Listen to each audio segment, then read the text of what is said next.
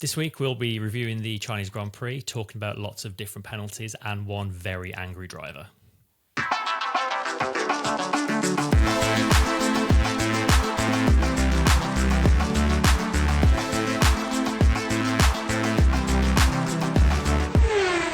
Hello everyone, welcome to Back of the Grid. I'm Chris, joined as ever by Stu. Hello. And by Tom. Hello. And we finally had a Chinese Grand Prix. We said we wouldn't believe it until it really happened, but it happened. It sure happened. Not just a Grand Prix, but a sprint race. Are we allowed to call it a sprint race, or is it just a sprint? A sprint as well. Sprint TM. Yeah. Yeah, I mean, I'll be honest, I've almost entirely forgot what happened in the sprint at this point in time. The sprint was pretty good. Sprint qualifying was ridiculous. Sprint qualifying was extremely good. Yeah. Both qualifying sessions actually were really good. I think the race was... Oh, we're not allowed to call it race. Oh, yeah, we've got to get used to this. Sprint. Should be used to it after like 2-3 seasons of doing it or whatever. Yeah, they keep changing the name, so what chance do we stand? Yeah, I thought the sprint was pretty good. Was the obvious precursor to the Grand Prix that we knew it would be, but the fact that qualifying was interesting for it at least gave us, like, Verstappen had to sort of fight his way at least back to the front. It gave us the mixed up grid that all sprint racers should have by default. That's what it gave us. It gave, that's the opportunity is there for them to mix up these races and make them interesting by putting cars in places where they probably wouldn't normally be. And that happened just by accident. And look at what a great race the sprint race was. Who knew? If only there was some kind of order based on merit that we could use to determine the sprint grid at every event. I can't possibly think what that order might be. So nice if that existed, wouldn't it? Yeah, it would be, yeah. Anyway. It was in many ways a race, well, a weekend sort of defined by incidents and penalties. So I think we're going to kind of structure talking about this race, initially at least, by the penalties and just the, as ever, massive inconsistencies in the penalties themselves, the way they're applied, and all the stuff around them. It says everything you need to about a race weekend when the thing you have to start with is penalty review. Yeah. So I guess we'll just go through them one by one and talk about them in isolation, then we can talk about the penalties more broadly. Okay. So we'll start back in the sprint when Alonso was given a 10-second penalty and 3 license points for making contact with Carlos Sainz, which is where Alonso got himself a puncture in the process. Yeah. I don't did know. cause a collision. He did. He was definitely putting his car in a place where a collision was a possibility, and that possibility came true, I suppose. He was predominantly to blame. He was, by the letter of the law, I suppose. He was predominantly to blame. And I think in the sort of getting your front wheels alongside the rear wheels and all of that business, he was. But then again, it was hard racing. They'd been going sort of semi side by side for several corners. Like, I don't know. It felt a bit. 10 seconds and 3 license points feels like a lot for that. It feels a bit like punishment for racing, doesn't it? It does. I think that's a very. the license points are the harsh bit for me for sure. And I mean the time penalty is like redundant, isn't it? Because well, he retired, didn't he? So retired, but then that could translate into a. There was talk of it translating into a grid penalty for the race itself, or maybe for the next sprint or something. I don't know, but like again, that would have seemed quite harsh when his race has been ruined by what happened to him. So. For the next sprint would be hilarious. Like in a few months' time, everyone's like, "Oh yeah, Alonso's back 3 places." Like, why? Yeah. What did he do? Yeah. What? Yeah. Next on the list was Logan Sargent. He got 10 seconds and 2 penalty points for passing Hülkenberg under the safety car, which on paper sounds pretty terrible and egregious. However... Yeah, that was never a penalty of that magnitude in a million years. That was ridiculous. I can't believe they slapped him with that. Yeah. So Hülkenberg was coming out of the pits and Sargent passed him. They had to show you a slow motion replay to really be able to determine that Hulkenberg was literally inches ahead of the safety car line. There's zero chance Sargent would have been able to tell that from his cockpit. There's no way even the team would have been able to tell from watching it in real time. No. It was also redundant and no lasting advantage because Sargent pitted the end of that lap anyway. Yeah. So bizarre. Yeah, really it feels like unnecessarily harsh. Jobsworth penalty to me. That it feels like Karen was in the penalty giving booth this week, and they've just absolutely sent it. No, you can't do that. Penalty for you. You get a penalty. You get a penalty. I mean, if it was like blatantly obvious that, because obviously it's a safety car line on the exit, isn't it? So if it was blatantly obvious that one car was ahead of the other, because there was another situation where was it Alonso and Sainz maybe?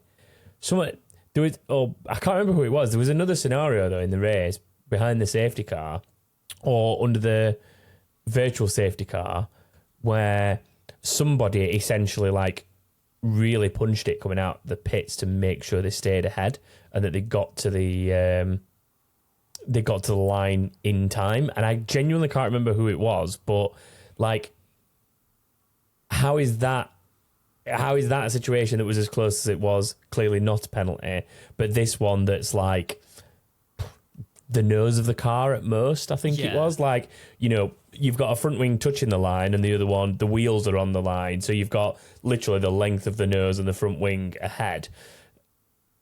At that point, like, braking distances are different. Like, it can't be easy to be 100% sure he's ahead of me at that point. Yeah. And there's got to be like some benefit of doubt, I think, in that scenario. Yeah, or they've got to like give the team an opportunity to say he was ahead of you at the line, let him back through, and obviously adjust for that racing into that first corner. Here's an idea.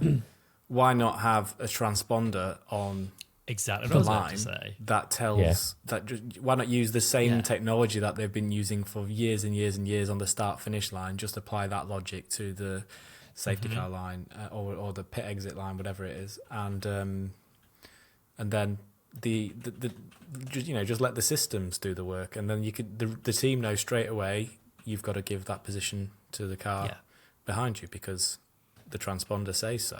So you could very easily just have a page on the live timing screens that the teams have that just shows the order the cars last hit that transponder, surely. Like, because these days the stewards say they will never tell teams to let other cars through. It's up to the teams to make that decision themselves.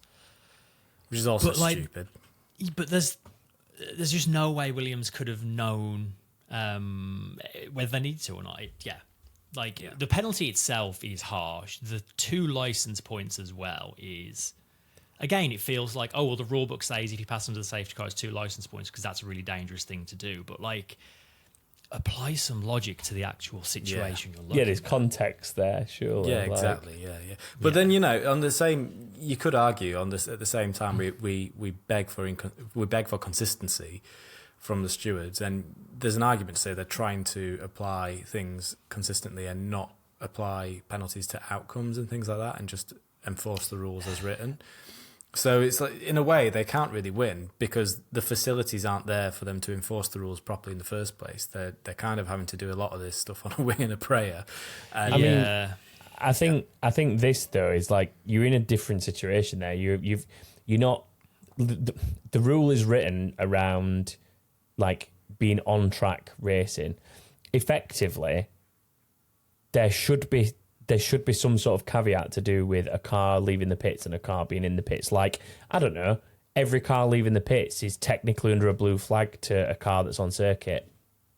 There you go. Not everyone's going to like it, but it's problem solved, isn't it? Because anyone coming out of the pits is not within the realms of being able to like punch it. Like, if you're essentially between the start-finish line and the safety car line, depending on obviously exactly where they are in relation to each other, but if you're within a certain point of the safety car line, a car coming out of the pits is essentially blue flagged for you, and that is just the way that it works. Like, it's Do you know what I mean? Like you've got to have some sort of exception. Yeah. I think you can't just apply the same rule of there is no undertaking under safety car. Full stop. It is 10 seconds, 2 penalty points, and so on. When that's how you're judging it, like it's very different to being in a train of cars and deciding to overtake someone for some reason. They're very different scenarios. Because Ricciardo, for example, Ricciardo also got a post-race 10-second penalty that's been converted to a 3-place grid drop, which is a separate thing to talk about. He overtook Magnussen under the safety car, but that was a very different situation. I think it was something like Magnussen had slowed up a lot, or Magnussen had passed Ricciardo at the pit exit, and Ricciardo thought he should be allowed to pass, and Ricciardo just took it upon himself that this should be allowed, I'm just going to drive past him on the track. And that's a very different situation. Like a driver's made an active choice to overtake somebody under safety car. Don't really have a problem with being penalised for that. But when it is purely accidental with such fine margins, completely. So, we can conclude at this one that it was an extremely harsh penalty. The Ricciardo one, not necessarily a harsh penalty. I think converting that to a 3-place grid drop for the next race because he was taken out of the race when other penalties for people out of the race didn't get, like the Alonso one you mentioned, just disappear into the ether is a little weird. I don't understand why that one's been converted and other ones haven't. Yeah. But there we go. Magnussen got 10-second penalty. He also got 2 points for causing a collision with Tsunoda, which put Tsunoda out of the race. Pretty slam dunk on that. He just sort of lunged. Just a lazy move, really. Like he lost control, didn't he? It was his rear. Yeah. He was sort of oversteered, then understeered into him, and it just snaking around, just made a mess. Yeah. Which brings us on to Lance Stroll, who crashed into the back of Ricciardo under the safety car, taking Ricciardo out of the race, massively damaging Piastri's car.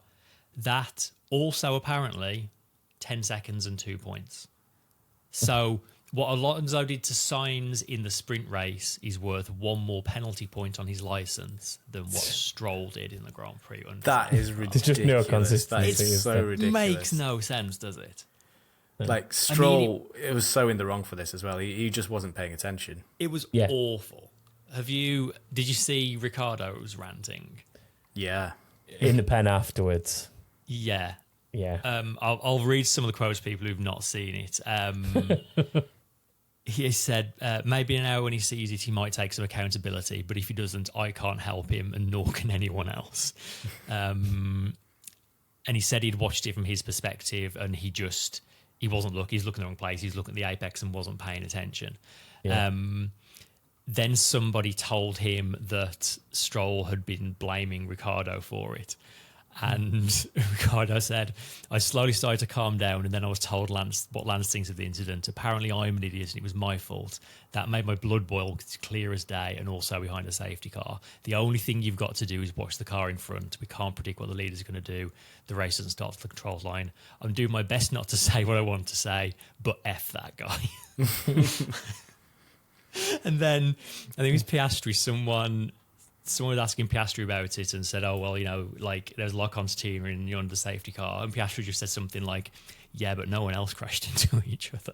Yeah, there's only one person, despite all... Because the catalyst of it all, the start of it all, was Alonso getting a bit too... Because I noticed this weekend, if you got a little bit too much on that curb on the outside, it was essentially generating lockups, because Alonso wasn't the only one to fall victim to it. Yeah, there was no grip. There were a few people, if you got out on that curb, you kind of ended up locking the outside front because of, I guess, maybe unloading it from hitting the curb.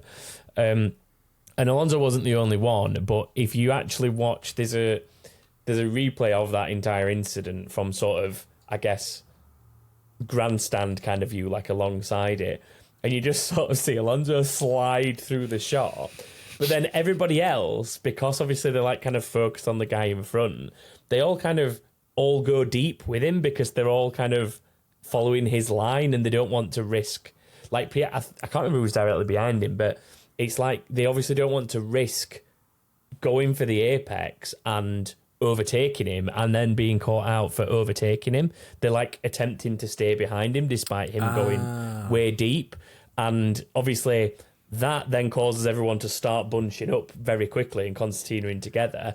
And then Stroll's...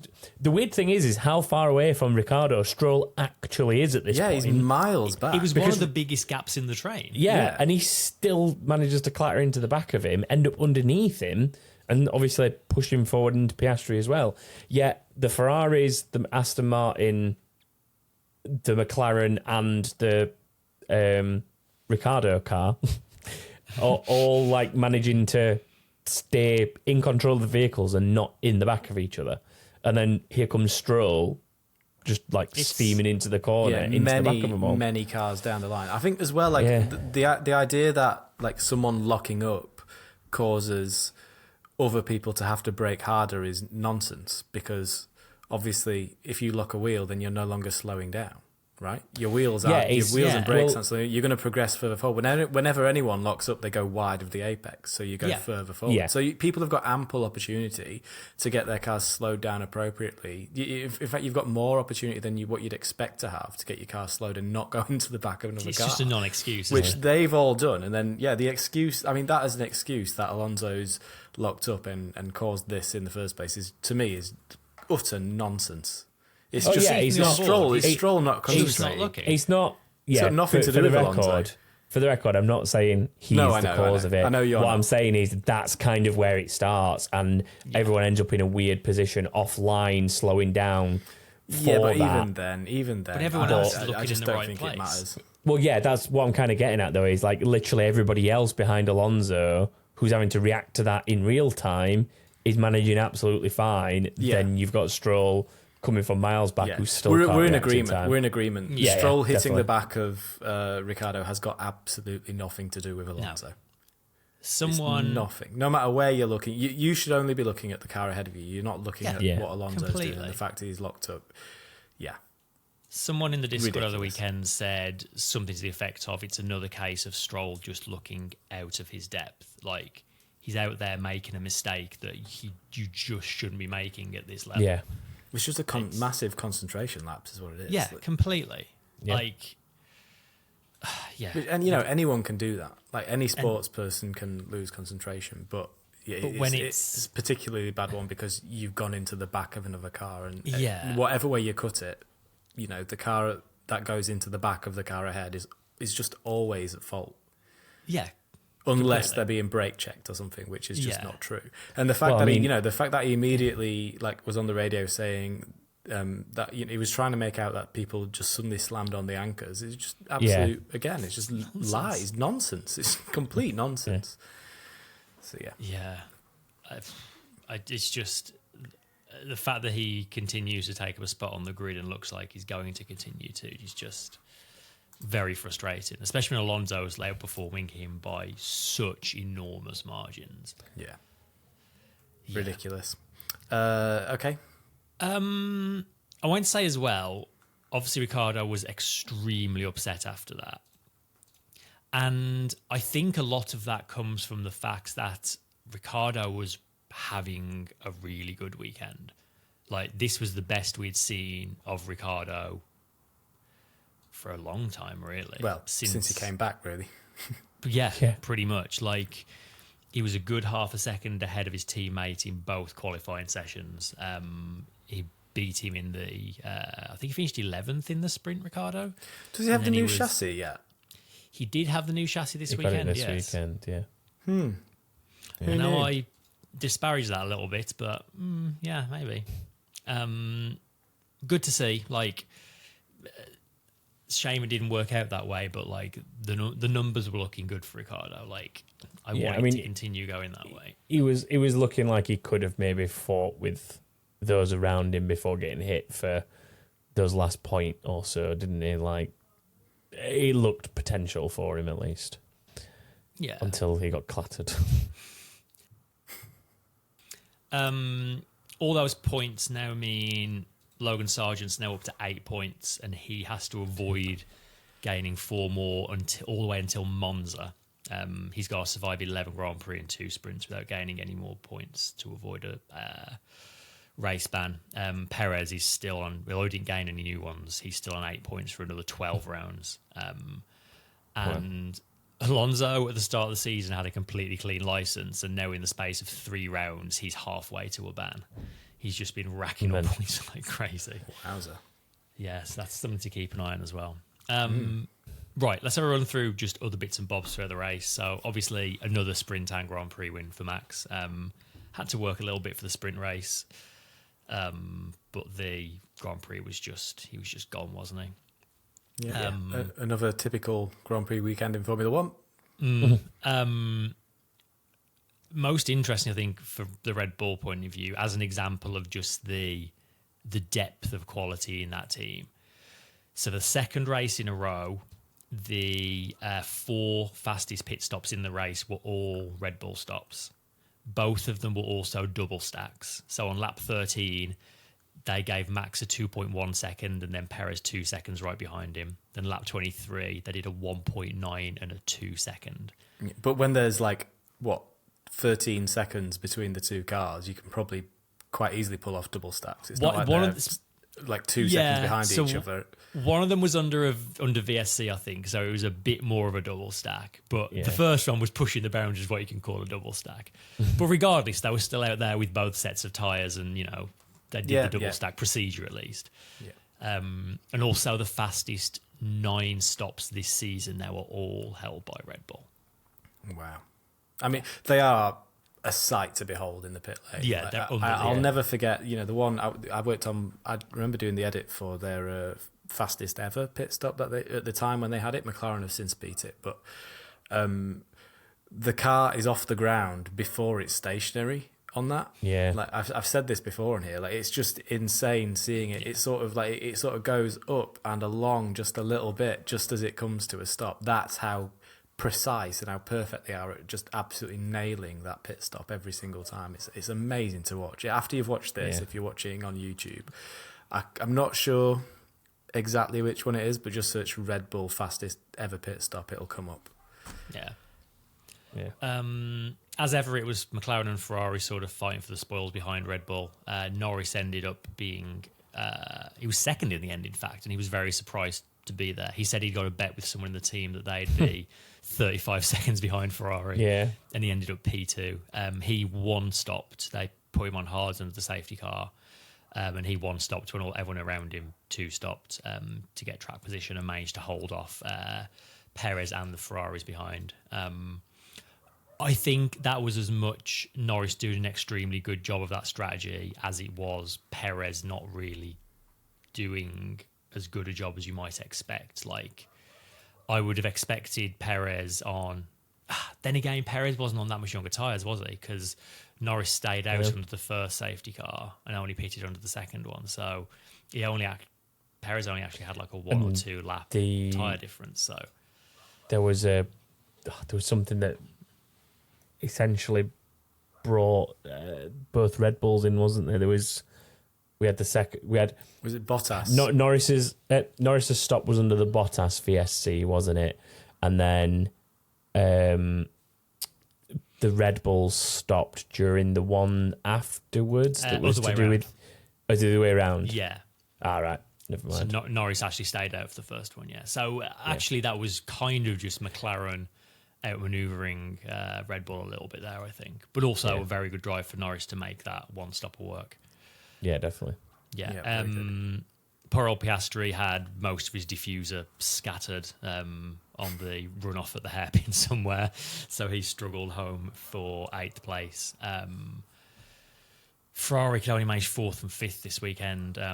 Sainz just said the McLaren was the better car. Ferrari? Sorry, I thought you said Mercedes. Oh, no. It's because I was reading Mercedes. My apologies. Carry on. Although I have put 4th place down for 2 different people there. Yes, 4th and 5th for Ferrari. Who, again, didn't qualify all that well either, did they? Which they need to get on top of. But anyway. Yeah, Mercedes were 6th and 9th after a pretty ropey weekend. 7th. Yeah. Or is that... Yeah, 7th. No, Hamilton. Oh, wait, no. Oh, no. They ignore me. I'm just throwing myself out. I'm thinking championship order now. Well, this is I'm just making a mess podcast, of it, isn't it? Aren't we great at this? We're just saying numbers. Yes, Hamilton did indeed finish 9th after going out in Q1 and fighting back from 18th. It was weird because he qualified really well in sprint quali, finished second in the sprint. Yeah, second in the sprint. And then decided to just make some massive setup changes when Parc Fermé reopened and promptly went out in Q1. Like, there's literally a saying where if it ain't broke, don't fix it. I don't know why they decided to make such a significant change when they were somewhat... I mean, there's an argument to say that maybe they were set up aimed around the wet conditions that we had in quali, and that was sort of gave them the generous starting position and stuff like that. But yeah, at the end of the day, I think they just went way too far away from a setup that was working. It's not like the race was wet. If the quali was wet and the sprint was wet, it'd have sort of made sense of like, if they've gone really heavy on that side of the setup, let's bring it back away more to a dry setup. But when the race was dry and it was clear that the setup worked because they held second, why move considerably away from that? I just don't get it. Strange it seems choice. like a very strange move. And I know people like to complain about Hamilton moaning on the radio all the time. And for the most part, I'm normally in the camp of it's selective editing. They play the clips that fit a narrative or that are going to, get clicks or whatever. However, this race, I was sick to death of hearing Lewis Hamilton moaning about stuff. Just like, it seemed like every little lap we heard him moan about something. It's like, just...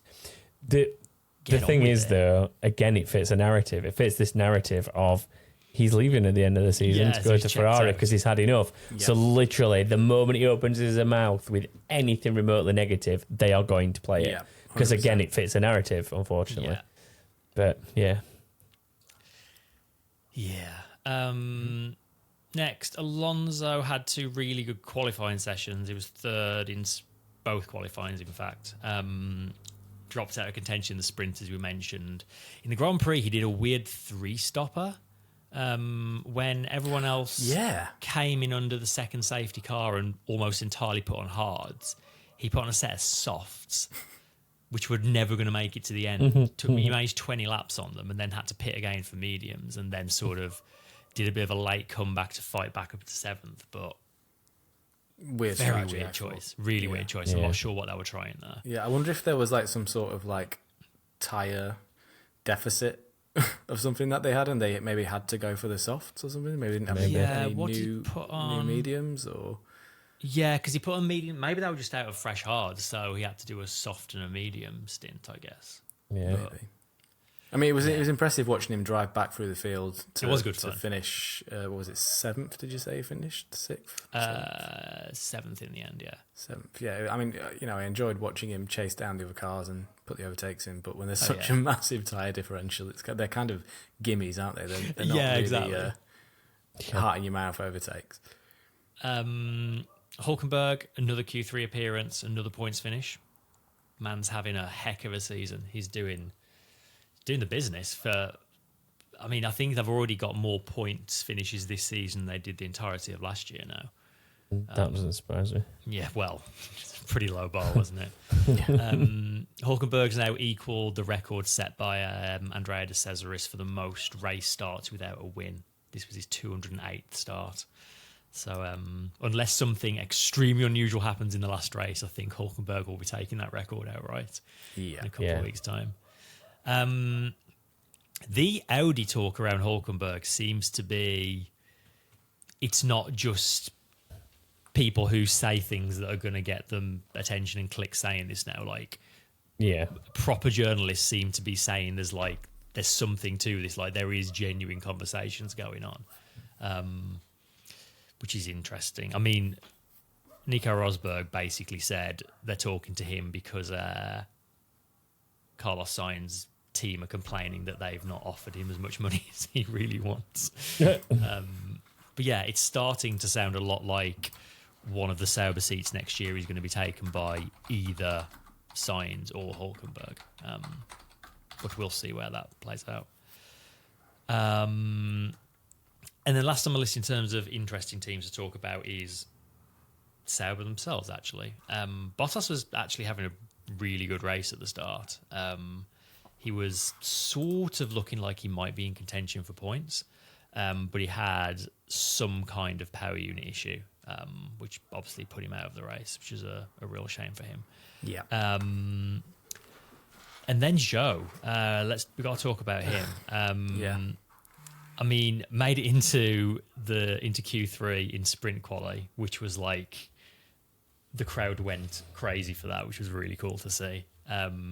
Didn't manage to get points in either race, but they still gave him his own little parking spot at the end on the start-finish straight, which I honestly I think that was quite a nice touch. Like the first home driver at that Grand Prix there's ever been. Like clearly the vast majority of the crowd were there to see him. Yeah, it's easy to be cynical about stuff like that, but honestly I don't have that much of a problem with them giving the crowd what they want ultimately. The sort of proxy cheers that Bottas was getting for just purely being in this Alba was great as well. Like they just didn't care as long as it was black and green and going round. They were just absolutely loving life. Which they didn't care, or they couldn't tell. Yeah, it's like it takes his helmet off. Like, oh no, wait, guys, wrong one. Sorry. It is. I'm in the other camp. I think it's a bit strange that they do this sort of stuff. I feel like they're kind of like, I'm more of a, show people when they deserve it, and I'm not sure finishing 14th warrants being singled out and paraded in front of a crowd. But I think just because you're a certain nationality and it's your home race, you don't see them. If they did that for every British driver, they'd be here all week, like at the end of every race. Yes, but there's been British drivers since literally the first ever Grand Prix. Like this is the first ever of his nationality to ever race there. Like, and he's not. Say he's in the sport for multiple years. It's not going to be an every year thing, is it? It's a thing that is happening, I guess, as a one-off for that first instance. I guess, and I guess that's fine then. Actually, when you put it that way, okay, I've got more time for it. In that context, I think generally most drivers in their home races, when it's like the first one of significance for any length of time, like for example Verstappen, you're generally up there at the front on the podium and stuff anyway, so you don't need to be singled out like that.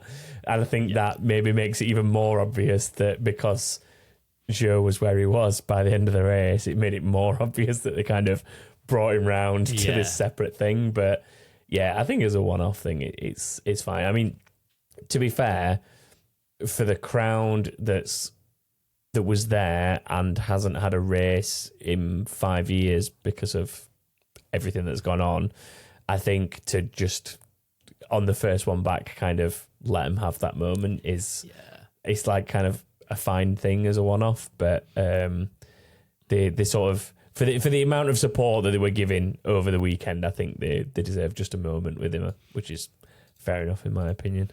And I think the fact that China is such a potentially enormous market for F1, is it's an enormous market for anything, isn't it? China? Well, it's interesting as well. Like, I wouldn't be surprised if the likes of Stefano Domenicali are going to be out there talking to team principals, going to bat for Zhou, like, because his place on the grid is far from guaranteed, and having a Chinese driver on the grid is extremely good for Formula One as a business. It's going to be interesting to see if he does keep his seat or if anybody else takes him on. And honestly, I think he's driving pretty damn well this season. Well, I mean, if his performance in quali and GP was anything like it had been in sprint quali and sprint race, then it'd have been a pretty decent weekend for him overall, to be honest. It was just, for whatever reason, when it got to actual quali and GP, it just seemed to be off the pace. Whether that's maybe because he dialed into a setup much quicker than others that he was comfortable with, and it took others until like fully fledged quali maybe to dial things in a bit, and everyone kind of leapfrogged him a bit. I don't know if there's anything in that. And he just kind of stayed at the same sort of pace between the two, and everyone else sort of improved slightly. I don't know if there's anything in that, but I will say overall, he was looking okay at the start of the weekend, to be fair to him. Yeah, and piggybacking off that as well, like, I don't want to give the sprint format too much praise, but we have said a lot that most of the time the sprint is just a preview of the Grand Prix. And actually, I think this new format where there's a more of a separation and there's an opening apart maybe between them actually didn't feel so much like we know what's going to happen in the Grand Prix because we've seen the sprint. Like, there was changes in the running order a little bit. And like, I'll reserve some judgment on that until we see one that's like a dry weekend throughout. That's very true. Because it really is going to depend on how much the crazy quali session. But, I mean, having said that, Norris qualified well in sprint quali in the wet and then also backed it up with a GP performance. So it somewhat translated, I guess, even though there was like ups and downs through the weekend for Norris. He started in pole in sprint quali and he finished second in the race, which I guess if you sort of said that was the normal quali session and he'd finished second in the race, you'd have kind of expected that. And yeah. So the pace was roughly the same across the two different events, if you want to call it that. I think like Norris in the sprint race was kind of like I think qualifying for the sprint race was kind of its own thing anyway, and it was always going to be a bit of, any qualifying in those conditions is always going to give you a mixed up grid. I think what they have got kind of right is making the sprint section of the weekend its own sort of self-contained little piece of Formula One, but I think the argument against it is kind of that it renders the sprint unimportant almost, because you sprint qualifying on a Friday you're probably going to miss because you're at work, and then the sprint race itself you'll maybe watch instead of qualifying, or I don't know, like it just seems like whatever Formula One are wanting to get out of having sprint races, I don't think having it in this format is giving them that. It's always going to be secondary, isn't it? Like, there's no way it's not going to be. Exactly. It's almost, it's not unimportant, but it's certainly not anything like as important as the actual, Grand Prix qualifying, Grand Prix race. Yeah. No, completely. I think they're better off just getting rid of them altogether, to be honest, but that's by the by. Likewise. Let's do some awards. Yeah, why not? Let's do it. Who's your driver of the day? I think Norris. I think it has to be Norris. I mean, you're making my argument for me, so... If driver else of the day backs me up. on Sunday, right? Or driver of the weekend, or driver of the day, or how we do it? You can make whatever argument you want. It's our award. We can do what we want. I think Norris. I just think that he made the strategy work. He drove himself. I think it's one of those races where you see a driver really like put themselves in the sort of upper echelons of drivers for me. Yeah, and I think this is that race for Norris. I think he's absolutely nailed it. I think he'd fit in as top dog at any Formula One team now. I think he's so experienced and he's so damn quick, and he's just so composed in the way he goes about his races. I think he's awesome. I think if you were going to consider anything like separating the two, I would say Hamilton for a similar reason for the performance that he put in the sprint, and then obviously Norris for doing something very similar in the GP. And pretty opposing fortunes, actually, because Norris made an absolute hash of the sprint race, but then put on the performance in the bit that really matters, I suppose. I'm going to give an honourable mention to Hülkenberg, but I am inclined to agree with you that I think Norris does deserve driver of the day. Yeah, that was easy. What about move of the day? Quite a lot to choose from. There were quite a few, to be fair. I mean, very, very early on, so there was a lot to come after it, but Alonso managing to hang it round the outside and do what Norris couldn't, albeit the person he was fighting did a little bit less understeering towards him and kind of released the wheel a little less than what Norris got against him. But I mean, it's racing, isn't it? Like, I'm not complaining about that. I'm just saying, like, Alonso's moved around the outside. He made it stick, and to be fair, he nearly got two of them, didn't he? in the grand scheme of it. Yeah, well, So- he was marginally ahead of Verstappen for the briefest of moments, wasn't he? Yeah, it was a good move overall. Yeah, he's led a race. He can say he's led a race maybe for like one timing sector.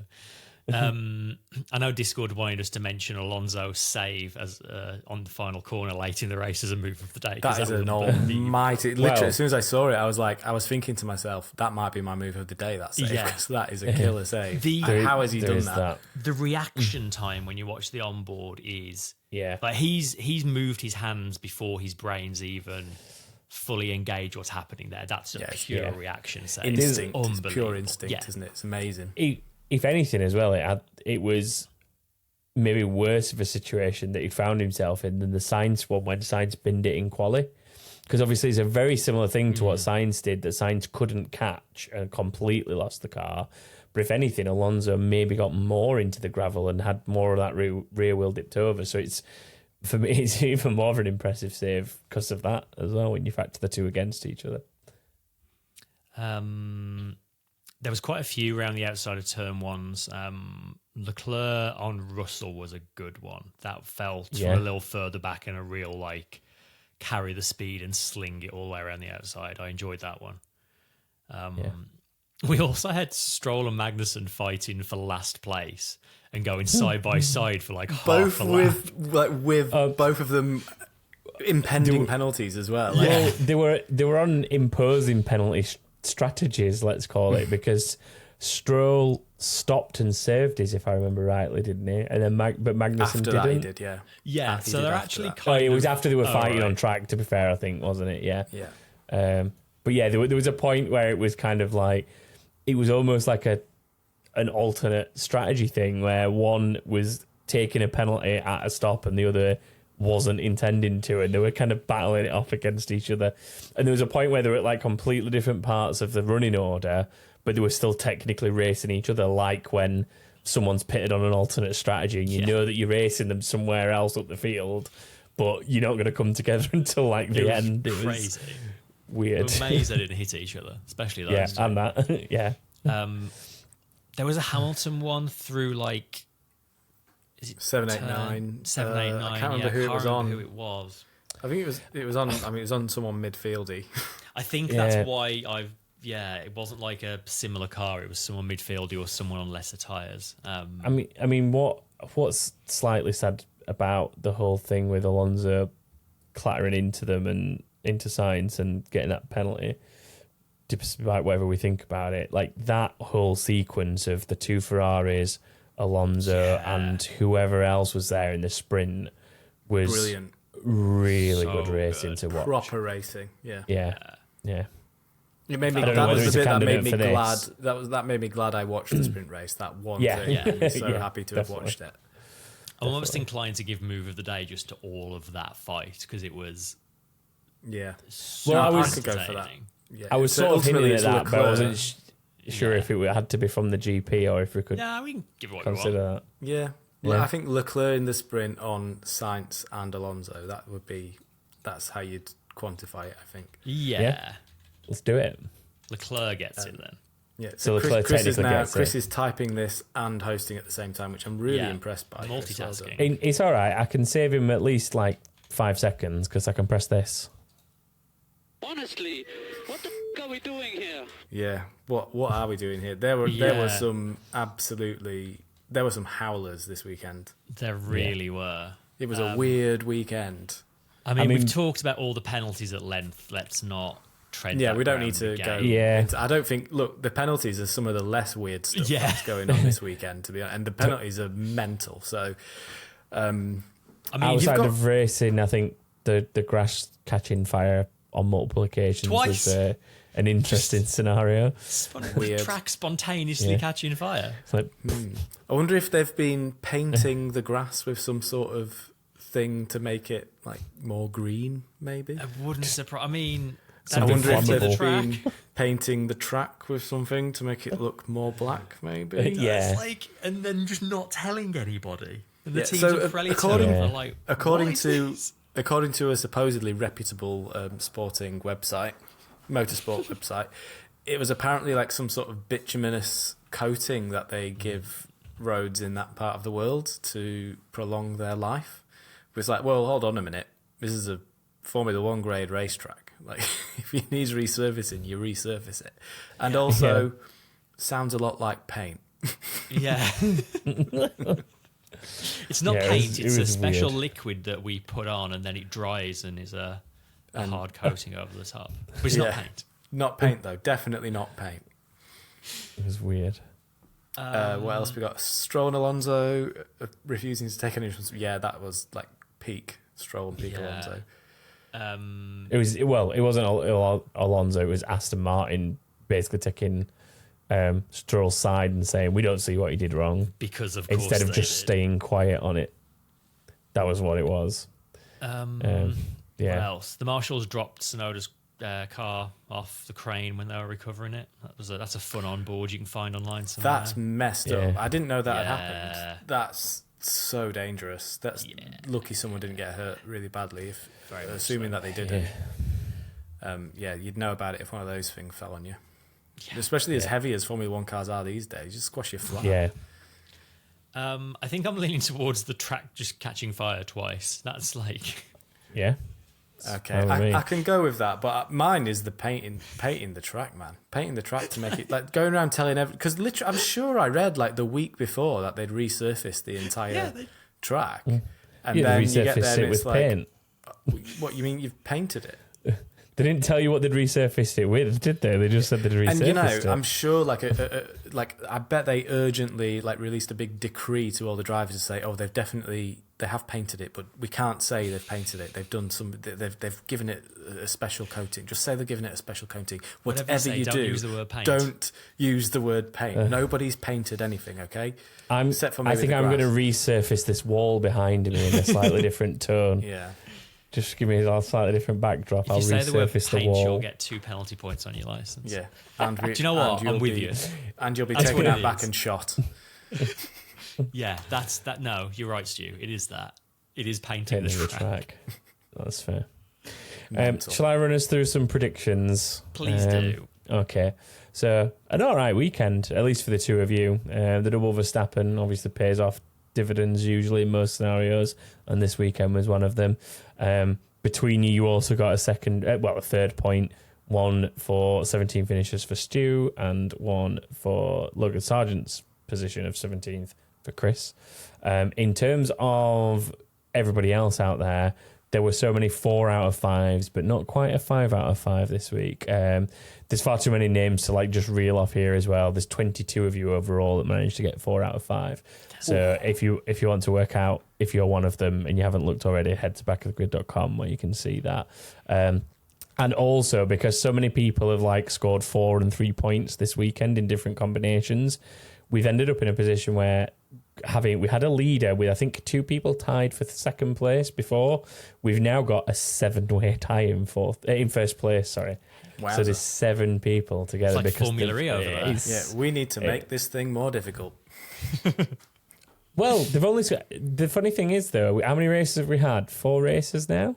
Yeah. We haven't only 5 out of 5. Oh, we've had 1 5 out of 5. We've had 5 out of 5, but the highest score is still only 14 points out of a possible 20. No, 5 races we've had actually. So yeah, so that'll be out of a 25 then. So yeah. I was going to say 14 points. out of 20 is hectic. That is an amazing score, whoever's got that. But 14 out of 25 is more what you'd expect, I think, at this point in the season. So, yeah, but it's interesting, let's put it that way. Well, there's 2 points still on very the table. early in the season. There's 2 points on the table, easy points on the table every weekend for everyone. So people who are not getting the double Verstappen points are foolish. Me, basically. Thanks for calling me out directly. I actually wasn't doing that. Whatever. I promise you, I really wasn't. I mean, look, I'm sure he won't mind me doing this, but I'm going to call out very loyal patron and listener Wes because he managed to score a big 0 this weekend. I don't know what he was thinking with his predictions, but he got a complete 0. So, Wes, when you hear this, I'm sorry for calling you out by name, but I was literally looking because as I went down the list, I was thinking, it's going to be one of those weeks like everyone scored at least a point, and then poor Wes is like, I mean, he's not the only one, to be fair to Wes, he's not the only one, but his name jumped out at me immediately because he'd gone like just super optimistic, like Ferrari, gone like Sainz and Leclerc and stuff like that. So another thing he's having fun with it. Yeah. Another detail I've just noticed is that all three of us are tied currently after 5 races. Oh, are we? I didn't notice that one. I We're don't look also for us in the all standings. tied on 7 points, which means we already have exactly half of the leaders' points. Brilliant. Oh, well. But I've done well there because I don't think I've entered my predictions onto the website once this season so far. You're just lucky you know the site admin. Yeah. Stop saying this because then we have to talk about people it. think that they can do Stop it. it. You can't. It's 2 weeks in a row you've done this. It's crucial that mine are in because I'm part of the show. Everyone else, you know, There's a time limit. You forget. All right. I do enjoy that technically, according to the website, Stu, you have missed one race, but that's only because you scored 0, so Tom just didn't bother putting them in. There is an exception to the rule. I don't bother putting them in if there are 0 anyway. That's totally fair. It's a waste of my time and effort. Yeah. Right, I'm going to do a quick dip into the fantasy corners. Very quick. Yeah, we've got F1 fantasy. So over there, Hammy, the Mr. Goat, won this week with 450 points. And overall, our leader is still Chasey Motorsport with 1,377 points now. And then over on the Grid Rival Fantasy, Krusty Onion won this week with 986 points. And our leader there is still the same. That's Mighty Hawk 44 with 4,816 points. If you want to get involved with either the Predictions League or either of those fantasy leagues, head to backofthegrid.com. You can register on our site for our Predictions League. And then there's also a link on there for fantasy leagues, and you can see the links and the joining codes for both F1 Fantasy and Grid Rival. And if you've already made a team and you join it in, you kind of carry your points in. So if you've been playing fantasy elsewhere but want to join in with our leaderboard, it's still worth joining because you'll still get in on there. Right, a little bit of inbox to tie us off, I think, gents. Let's do it. Keep me saying now. But stay out. Box. Hey, man. Couple of good ones this week as well. Who wants to go first? I'll read the first one. Sarah Kvist says, why wasn't there an instant VSC when Bottas' car stopped in the line of fire? The images of Bottas watching over his shoulder to keep an eye out for cars while trying to fit his steering wheel back was uncomfortable to watch. I agree. Yeah, that was scary. It took so long, didn't it? Yeah, I think I'm very surprised it wasn't a full safety car straight away because of where he was stuck. Like, he was essentially at the end of a braking zone. Like, there was an argument that anyone got it wrong going into that corner, they were making a beeline for him. I think there's probably an element of I suppose the team probably did tell him to stay in the car until they knew what the situation was. And at the point that they're told it's just a VSC, they've kind of got to tell him to get out and do that, I suppose. So I don't really want to blame the team for like letting him get out, so to speak. But yeah, it's just, I don't know. I feel like when you're in a position like that, it was clear that there was potential for a recovery vehicle that was going to be needed. I mean, there was a point, if I remember rightly, please correct me if I'm wrong on this, but I'm pretty sure there was a point where there was about 8 track marshals around the car trying to get it pushed because they couldn't get it out of into neutral, or there was something like locked up from whatever had gone wrong with the car. They were struggling to move it. And I feel like at that point, there was still a moment that we were under VSC. I think. I could be wrong, but I think there was. Right. At that time, when it cut to that, it was still VSC. Yeah. Like, the moment Bottas needs to get out of the car in that braking zone, it should really be a full safety car. 100%. But to then have like 8 marshals or whatever it was going on to help with the vehicle on there, and it's still been a VSC, that it's like, does nobody learn from accidents of the past? Like, that should have been a safety car. I don't think there's any question. And I hope they're at least looking back at it to say, well, you know, who made the decision for it to be where it is and why was it not a safety car? I hope they at least look into it at minimum to make sure it doesn't happen. They need to. For people in future. It was so obvious and took way too long. Yeah, hopefully they will. Next one. Tom? Yeah, I can read it if you want. Tom Murray says, "Hey man, I'm seeing some rumours that there may be some discussion about extending the points positions down to 12th place. Do you know if there is actually any truth to that? And if so, what are your thoughts on the matter?" There is truth to it. There is. It has been discussed among the paddock, and the top teams are not opposed to it. I personally think it's ridiculous. I think this has come about because the midfield teams aren't getting any points because there's quite a distinct line between the top 5 and the bottom 5. Mm-hmm. But if you're in the bottom 5, make a better car, then you'll get points. Yeah. Yeah. So for anyone who's not seen, basically the points are exactly the same down to 7th place as they currently are. So 7th place is worth 6 points, and then instead of going 4-2-1 for 8th, 9th, and 10th, it goes 5-4-3-2-1 all the way down to 12th place. I mean, I just don't see the point. Like, if there's already like additional, if you're trying to determine the order of like the championship, there's already means of them determining the order. Like the points don't. The only thing the points do is make it so that you have to pay for every point that you've earned across the season. And if you don't get any, obviously you don't make any payments for any points. So it won't affect the top teams because they're making the same number of points anyway. Yeah. It will affect the bottom teams because they'll get some points and then they'll have to pay out for those points at the end of the season. It just makes no sense. What, you're going to just start giving participation trophies to Formula One teams now? It's just ridiculous. I don't know. I don't hate it.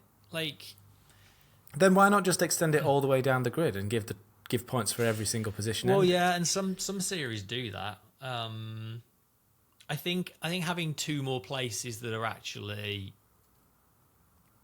worth something for teams to fight for, I don't think that's necessarily a bad thing, because you often get a situation where a position in a championship will be decided basically by a single race. You could have a team that's finished like 11th and 12th for the entire season, and then another team that's been slow on them the whole year will get lucky and nick a 10th place, and that gives them a championship position. Yeah. And it's so more points paying positions rewards season-long performance more so. But that truly doing this just moves it a little bit further down. That can still happen. It just moves it 2 places further down. I think the thing for me would be do it, but get another team on the grid so that the essentially you still that way, yeah. It's like it's still a halfway point basically. You've got to finish in the top half of the grid to get points. Yeah, like I don't have a problem with that. I'm not particularly opposed to the idea on the whole anyway, because I do sort of side more with Chris's side than probably yours on this one, Stu. But I think ultimately, if you went and let an Andretti or someone in, and part of that means that basically, if it's a 20-car grid, your points paying positions are down to 10th, and if it's a 22-car grid, they go down to 12th or whatever. Yeah. Okay, do you want to know where this entire concept falls apart? It's that this is a rule change being suggested based on the order of running this season.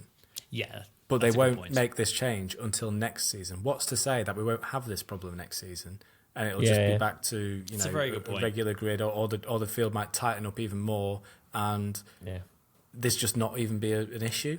It's very specific to this season, and I just feel it feels very knee-jerk to me. I feel like going forward, the likelihood is they'll close it much, much closer next season still, because that's been the trend in this formula, and it is the trend across Formula One across many, many years. When the formula remains the same, the pack gets closer and closer.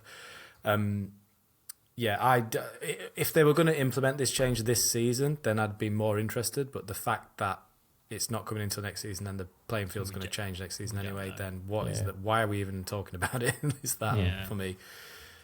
I will say, at least, because I know MotoGP, they award points all the way down to 15th, but they are still on a 25-1 scale, like stretched out however more. And for me, that's too diluted, and it's not rewarding victories enough. For you, because there's a period of time in F1 when it was 10 points for a win and 8 points for second. And Yeah. that always bothered me because I think a win should be worth significantly more than that. And with the current system, like 25 to 18 feels more You've got like a nice it. step. Yeah. Well, that was introduced to make people want to win races more, wasn't it? Like to people not make them not think about champions. For some reason, they thought Formula One drivers didn't want to win races, and they were happy to come second and not fight for victories. It's just absolute complete nonsense in and of itself. But yeah, I mean, I think with the MotoGP thing, did they not have like essentially a two-tier championship for a long time? You had the satellite teams and you had the factory teams. And they had their own separate championships running. You'd occasionally have a satellite team in amongst there. No, there's. I mean, it's a long time since I followed the MotoGP as closely as I do stuff like Formula One, but there was an era where you essentially had like Yamaha and Honda fighting each other at the front with mainly satellite teams behind them, and you had a couple of other factory teams that were there or thereabouts, and it was akin to like say having the Red Bull Mercedes season that we had in 2021 with a couple of other manufacturers that were there or thereabouts, like your Ferraris and stuff, that would maybe clean up points if there was an opportunity but weren't properly in the title fight. Then everyone else was a satellite team, i.e. a customer team. So like there was an era like that when even then I'm talking like pushing nearly 10 years ago that it was like that. It was like when Lorenzo was winning a lot on the Yamaha and Marc Marquez first came in on the Honda. That was like when those two teams were essentially, it was one or the other of them that was winning pretty much. I mean, I'm oversimplifying, but I'm sure people that follow both know where I'm coming from with that simplification. To bring it back to Formula One as well, like I think this point system kind of makes when the midfield, when the two sets of cars are all so close together in their individual batches anyway, then again, you know, if you've got one team, you're not going to have one team that gets lucky because the competitive order changes so often behind Verstappen. The competitive order is quite fluid at the moment, so you're going to get your Hamiltons dropping out of the points, your Russells dropping out of the points, you're going to get the odd Ferrari dropping out of the points, you're going to get Astons dropping out of the points as well, and those guys behind in those bottom five teams, they're in exactly the same situation, except they don't have a Verstappen at the very front of them. So any one of them can break their way into the top 10. I think there's only really maybe one or two in that group who you just can't see getting any points this season. I won't name names because that's unfair, but I've definitely got an opinion on who I think they are. You know, but the Williams can finish. We've seen the Williams almost. Has Williams got points? I'm sure like they've all got a point, have they not now? I know Sauber haven't. But they're Williams, Alpine, and Kick Sauber are the three that don't have any points yet. Alpine obviously looked a lot better this weekend. Like the floor upgrades have put them a step in the right direction, and they might actually be able to start pushing in the right direction now. Williams have looked okay at times in the hands of Albon, but the problem is that they've got at the minute is lack of points, and between them, both of them, to be fair, silly mistakes leading to accidents that's leading to compromise of upgrades and not being able to keep running the upgrades that they've put on the car because they've broke them. And then Sauber just seem to have like absolutely zero luck. If it's not the pit stops like it was for the first few races, it's stuff like whatever's gone on with Zhou Guanyu going from the heights of the sprint to the woes of the GP, or Bottas's engine blowing up. And the whole other thing here is so any one of those teams, I think across the season, any one of those teams can score points. Yeah, I don't believe for a second that any of those 1 point teams will finish without a single point. Yeah, it's up to them to perform. It's up to them to show up and be good enough to pick up the scraps, because that's Formula One. Yeah. That's what it is when you're in the lower teams. And at the end of the day, look, we're 5 races into a season, and we're talking about changing the point system because 5 teams have not scored a point yet. And, certain teams haven't scored a point yet. It's just, no, you don't need to change the point system at this point. If we get to the end of the season and you've got 5 teams that haven't scored a point and 5 teams that have scored all the points, then maybe you'd think about it. Or if you went 2 seasons and that was the case, you'd definitely be thinking about it. But 5 races into a season, no, this doesn't need to change one bit. I mean, the problem is not necessarily the point system, though, is it? Like, I I think is the other side of what you're saying there, is if you went 2 seasons in a row where the top 5 was essentially the same, like, for argument's sake, like the current top 5, Red Bull, Ferrari, McLaren, Mercedes, Aston Martin, and then the other 5 were basically scoring little to no points. Like, let's say they were all single-digit figures at best for the next 2 seasons. You've got a problem there with something where it's either... I don't think tweaking the points really does anything, though, because you'd still end up in the same position. It's just those bottom 5 teams would just have double digits instead of single digits. Well, then it'd just be the bottom 6. Well, maybe it'd just be the bottom 60. I don't know. Like, it's premature. Let's suffice to say it's premature to be talking about changing the problem would system. be with other things like the certain areas of the regulations or certain areas of the budget aspects, whatever, or the way that the wind tunnel restrictions are handed out depending on where you finish. It's things like that you want to look to adjust before the point system, in theory. And I think that's why I sort of sit in the middle, because like I said earlier on in this, if we're in a position where we've added 2 more teams to the grid and you're suddenly saying we're paying down to 12th place in point because that's the halfway point of 24 cars, I'm all for that. There's because it's a bigger grid. But I think just doing it for the sake of, we feel sorry for Williams and Alpine that they're not scoring, and Sauber that they're not scored any points yet this season, is the problem is more, well, why haven't they scored points yet? Why is there a gulf between a top 5 and a bottom 5 in that scenario? And we should have done this them problems instead. At least we've ended on a high.